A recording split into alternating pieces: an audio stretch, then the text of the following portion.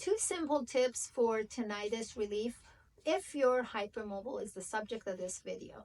Tinnitus is that ringing in the ear, and it's very common with a lot of people. It doesn't have to be the zebra community. The one thing that is common to address is that tinnitus typically happens when there is not enough noise. That's kind of interesting. Your ears are not used to hearing no noise.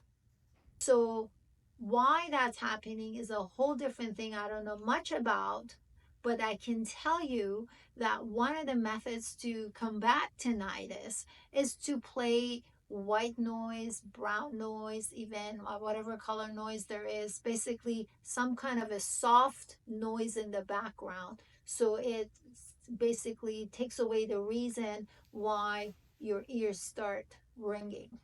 The other thing is that you can use, which seem to help. Now, that's a drop in the ear that you can put. They do exist for the eyes, typically. And so if it's safe for the eyes, why can't it be safe for the ears, so to speak? So those are the 2 things that is worth exploring.